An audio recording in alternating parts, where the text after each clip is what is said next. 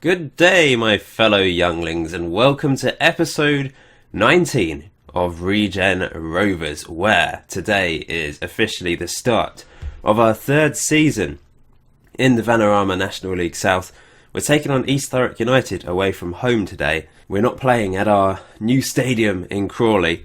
Those of you that have missed the last couple of episodes and missed on Twitter, we have decided to start building a new stadium on our current site. So Regenerated Road is changing names to Regen Rovers Stadium. Original name decision from the board, but there we go. And we're playing at the Crawley Stadium for the next 2 seasons whilst it's being built. Lots of opposition from you guys on Twitter. Some of you very, very pleased though.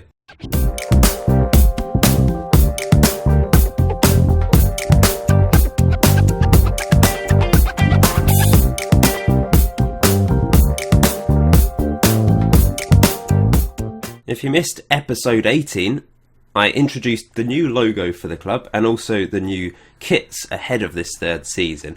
If you want to design kits for ahead of next season, you're welcome to. I really appreciate all the effort put in by you guys to make this series what it is. Help make the series what it is. And also it means designing stuff for me. You're likely to get onto Fan Corner in the future as well.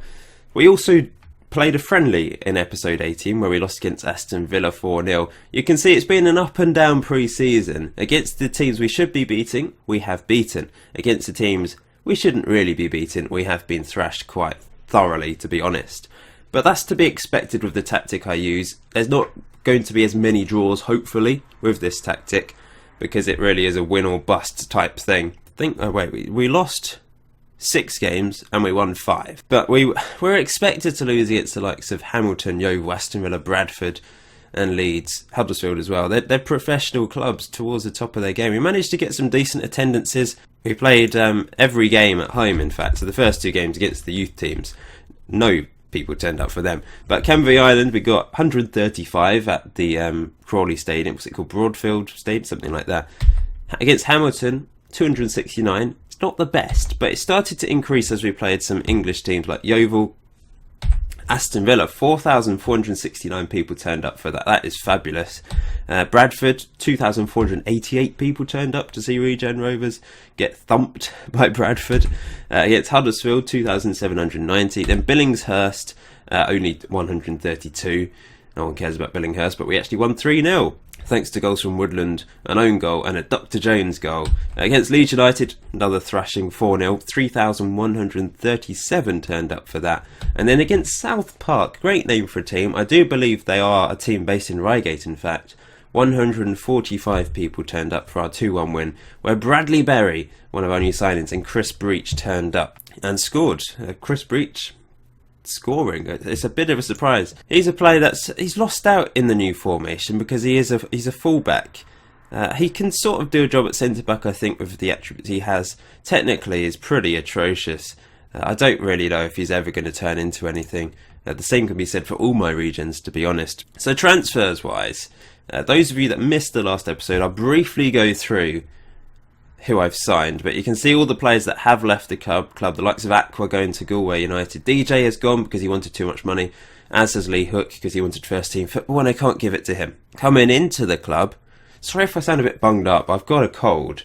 It's not affecting me and I don't feel ill, but you know when you've got a cold, you're all bunged up and a little bit horrible and you just need to blow your nose every now and then. So sorry if I randomly just sneeze all of a sudden.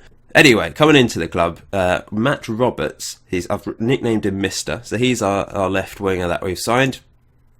Paul Latham, a target man, 13 heading, 12 jumping reach. Oliver Sparks, who we did have on loan last season from Swindon, he was released by Swindon and we've signed him. Bradley Barry, the dribbling maestro, 14 on dribbling, a decent striker hopefully for us, and he scored a few goals in pre-season. Now the players that you haven't seen yet, Sean Howcroft, let's go with that. He is 19 years old. He's been released by Northampton Town recently. And he's an interesting player because apparently his best position is wide midfielder on the right, which I guess the pace-wise is okay. But crossing and dribbling, it's average. It's better than some of our players in that position. But the fact that he's got interesting attributes like long shots, marking technique off the ball. I think he could be a decent central midfielder for us. I just have that feeling. So I'm training him up as a central midfielder, as a box-to-box midfielder, in fact, because he's got decent long shots, which is always useful, I find, for a box-to-box midfielder. Passing needs to be improved to be a central midfielder. Tackling as well, but they're all average, and they can be improved upon. It's not like they're 3 and they can't really be improved. So we'll see what happens to him. I like the look of him. I think he can be a decent player for us. I hope so, anyway. And we did need some more central midfielders. Stephen Bradley is a goalkeeper that's come into the team. Now, if we just compare him with Grant Waugh, there's not a huge amount in it. You can see average at the bottom here. They've both got 6 for goalkeeping attributes. For mental, Stephen Bradley's slightly better, and then for physical, they're pretty much the same. So it just, who would you play? Who would you play, Stephen Bradley or Grant Waugh? That's the question for today. Or maybe one of my other goalkeepers. We'll have a look at the others. But okay, this is Stephen Bradley. This is Grant Waugh, who is injured, so he can't play for the next few days anyway. Maybe we should just stick with Grant Waugh for old time's sake. He's a legend of the club, I guess. 2 seasons now. Matt Campbell, he's another option. He's going to be substitute today because Grant Waugh's not available. And of course I've still got Owusu who have dropped to the under-23s now. But you might like the look of him. I don't know. He didn't play very well when he did play last year. We've also got Jason Disley. He's not bad at all, really. He's got 13 handling, 13 reflexes. And George Robson, who probably isn't good enough, to be honest. I don't know if there's anyone in the under-18s other than... Oh, we've got Disley, Robson, and then Elliot Carroll. So those are all the goalkeepers at the club at the moment. Who would you go with? I'm tempted to go with Stephen Bradley. I think he can maybe progress better than Waugh. He is a year younger than Waugh. I quite like the look of Matt Campbell as well. 13 handling, 10 reflex, rushing out 14. I don't know. Maybe none of them are good enough, but that's all I've got to work with at the moment. And lastly, the other player that's come in, Adam Fox, a centre-back. I know I'm trying to find centre-backs because of the 3 at the back I'm playing. I need plenty of centre-backs. I tried Andrew Murray in a couple of pre-season games, but he just wasn't good enough at all. There's just way too many ones there. So at the moment, we've got Wilson, Morris, Olukunle and Simmons. So that's 4 before Fox came in, and we've got 3 positions. So we need a bit more backup there. So Adam Fox has come into the team. He looks decent. If my assistant thinks he's the second best centre-back at the club now, he can also play left-back if need be. But the strange thing is, 4 out of the 5 of my centre-backs are left-footed. The only right-footed centre-back I have is Olukunle, the legend that is Idris Olukunle. But everyone else is left-footed, which is a little bit of a problem because I'm not sure Olukunle is a first-choice player, and I kind of need a right-footed right-back on that side. That's in theory. I can't have 3 left-footed back players at the back, can I? That'd be really unusual. It's pretty unusual to have so many left-footers in the team, I guess. But there we go. So this is the team and the formation I'm going to go with today. Stephen Bradley in goal. I'm going with Olukunle, giving him a chance. We've got Fox playing here. He's going to be a defensive centre-back cover. I feel that having a really defensive centre-back may help. And a cover player as well, just pulling back a bit and just covering any... mopping up, essentially. A bit like a sweeper, I guess. Simmons playing alongside him. The club captain. I don't really talk about captains much, have I? I haven't really discussed it. But Simmons is still the club captain and Dion Mills is the assistant. I just feel they've been at the club a long time. Their leadership isn't as good as some of our players. Markland's actually got the best leadership. Players coming into the team. We've got Paul Latham, who can be a decent captain, and Leon Thompson, the youngest player in the first team, the only player that's actually under 18 now. Joe Gordon and Chris Breach, also decent captains. So I've actually picked 2 players that are quite far down the list. 12 leadership's all right, I suppose. Determination-wise, Bradley Berry, 16, could be useful in the future. But I'd like to have a centre-back as my captain, and he's the best centre-back option.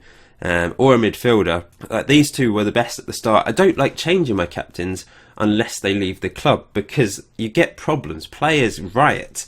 They say, why is he not captain anymore? Or they'll be unhappy at the choice of the new captain, and it's a little bit irritating when that happens. So I think that's the most sensible pairing to have as captain and vice-captain, in my opinion. Anyway, Gareth Sheriff keeping his place in defensive midfield. I've been searching for backup defensive midfielders. There just aren't any around that are available on a free or want to come. So I'm having to stick with Sheriff, who he's a good player, I suppose. 11 tackling, 8 passing's okay. He works hard, his positioning's good. He's got some decent attributes to be a defensive midfielder.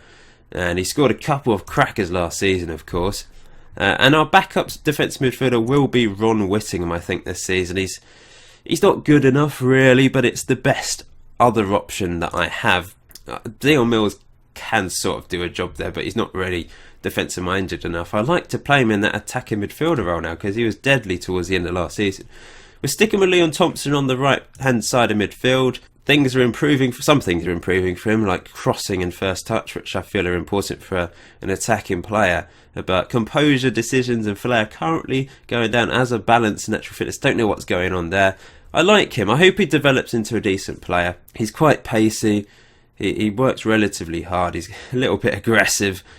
We could do with a better right winger, to be honest, but Sam Palmer is the only other option. Or we could play Halcroft there. I suppose I could just go with him on the right wing. Maybe. I don't know. He's not going to play today, though. He's not match fit, so I might stick him in the under-23s for a couple of games to build up his fitness. He's only just come into the team. As is Adam Fox, but I've decided to throw him in there straight away. Woodland's going to be central midfield. He was great last season. Not spectacular, but he was great. And a lot of you appreciated his effort.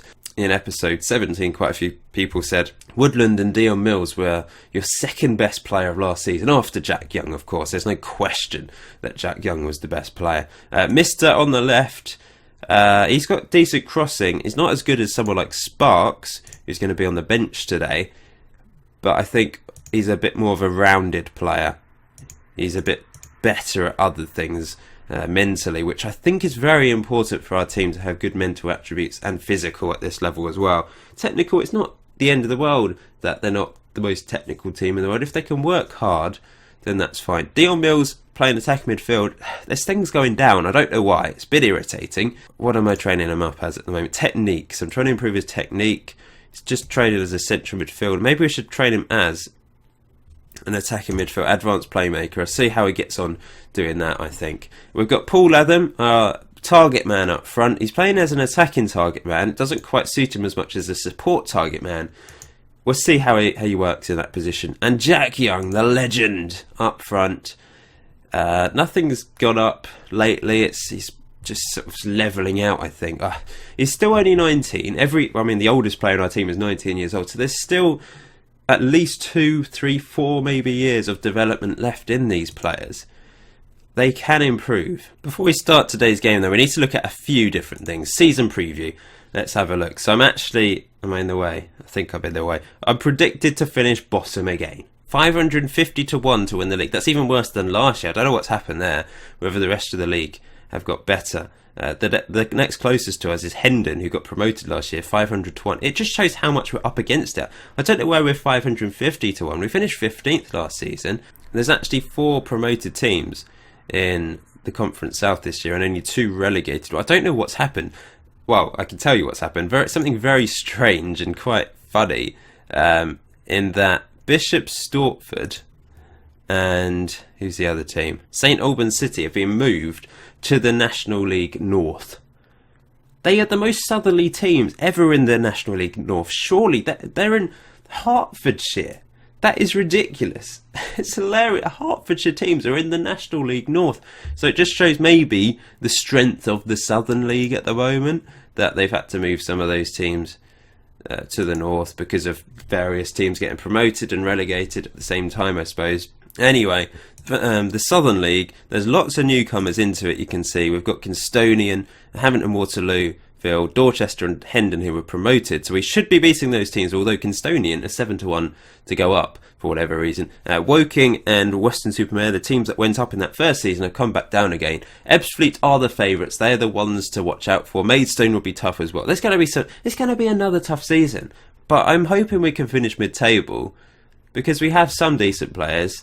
Our 2 players to watch out for, Simmons and Howcroft, apparently. Stadium-wise, we actually have the biggest stadium in the league this season, thanks to us playing at Broadfield Stadium in Crawley. 6,134 people can fit in this stadium. The next best is Woking's.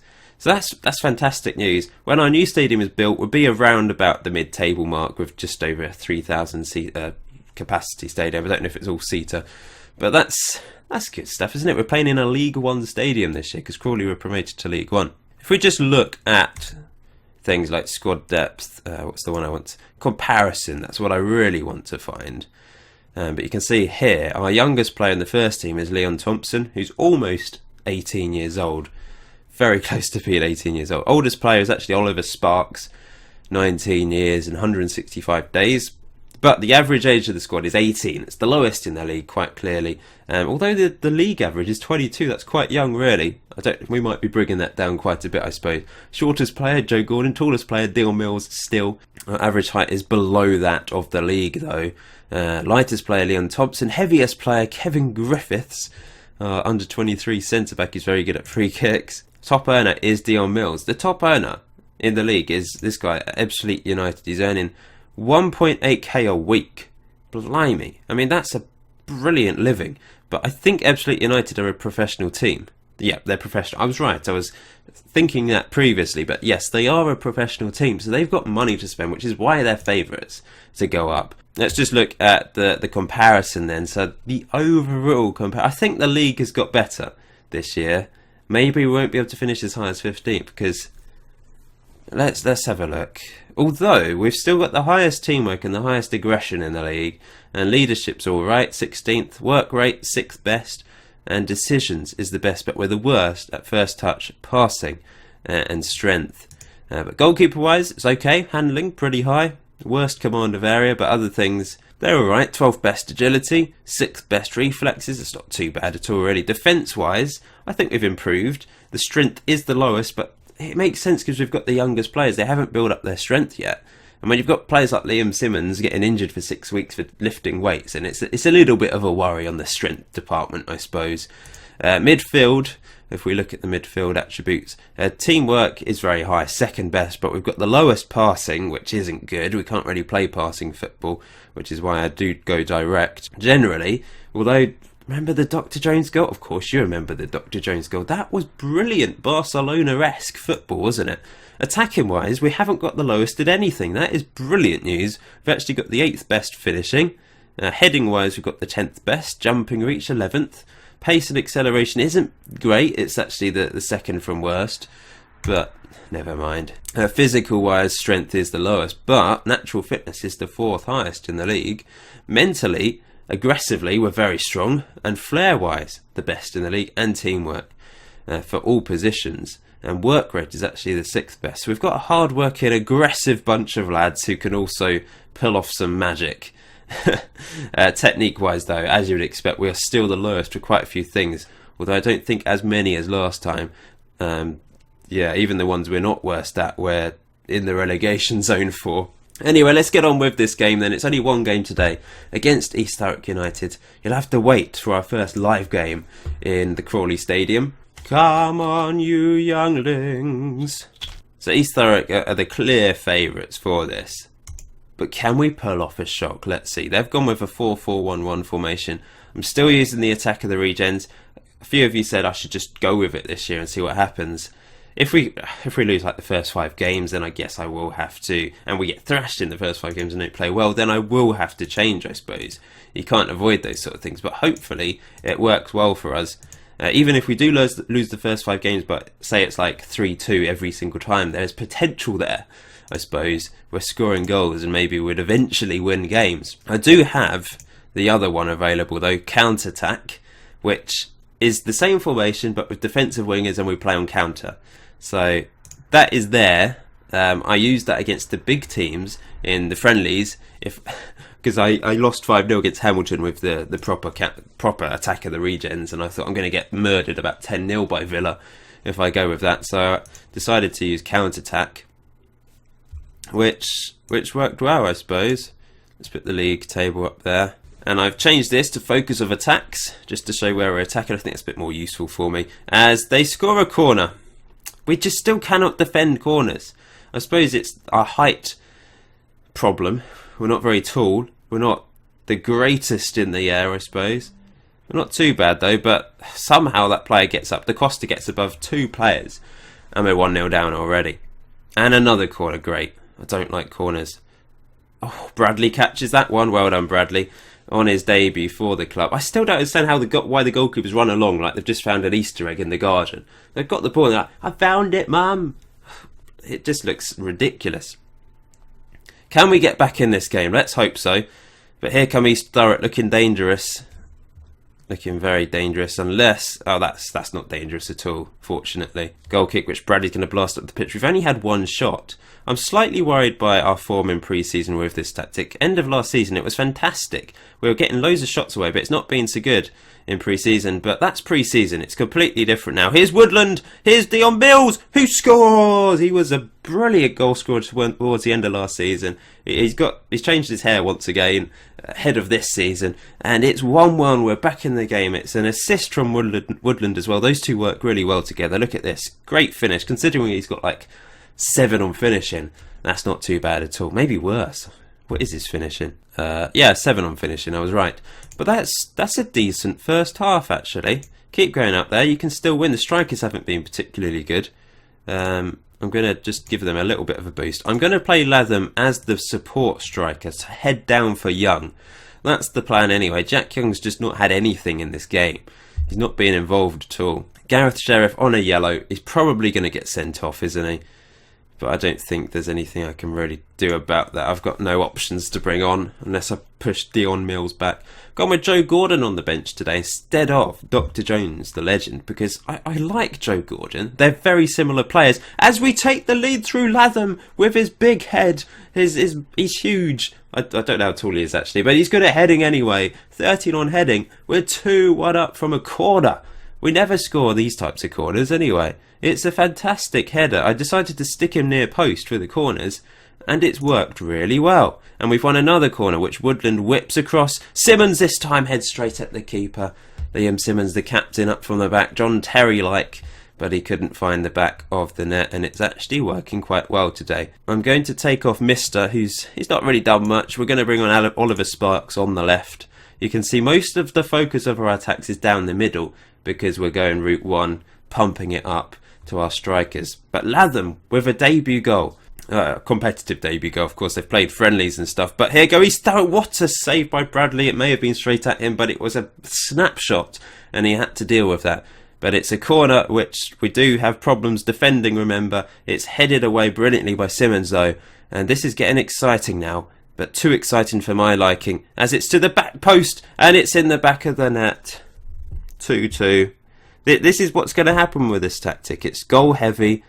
Maybe I should have gone counter after we went in the lead, but I like to continue to attack it. It was just an open goal in the end because the cross just went past Bradley, and then he was, I don't know what he was doing, counting sheep or something as it went in the back of the net. Let's make our last 2 subs. I am going to bring off Latham. We're going to bring on Bradley Berry. Young's going to play up front as we're going for 2 advanced forwards. Now Young can play as a poacher and an advanced forward together, and Dion Mills will come off because he's getting a bit tired. We're going to bring on Joe Gordon and see what he can do. The young chap that had problems last season with injuries, but he's back, hoping to prove himself this year. We've got 8 minutes to go. Can we grasp a winner, or will we end up losing in the last minute? It's going to end 2-2, I think, which is not a bad result. What was I saying before? There's not going to be many draws. And we won or lost every single pre-season game. And of course, our first competitive game ends as a draw. But it's a good result overall against a team we're expected to lose against. Can't remember where they were predicted to finish. But never mind. Let's just want to have a look. We don't really look at the analysis very much, do we? If you look at the summary, you can just have a little bit of information about your play. Bradley held 6 saves. Olukunle 15 interceptions. Fox 14 interceptions. There's no comment next to Simmons. Obviously didn't do anything. Gareth Sheriff ran all day. Assists 2 from Woodland. Mills got a goal. Latham got a goal, of course. Jack Young didn't have a good game. Overall chances 0. And the cross completion rate from Mister was awful, as it was from Sparks as well. But he was only on for the last part of the game, of course. It's also quite nice to look at the heat map. You can see we were both very central teams. We hardly did anything down. That's the left-hand side? Yeah, left-hand side of the pitch. It was mainly down the middle or the right, interestingly. And they didn't have a huge amount right down the right. It was mainly through the middle, I guess.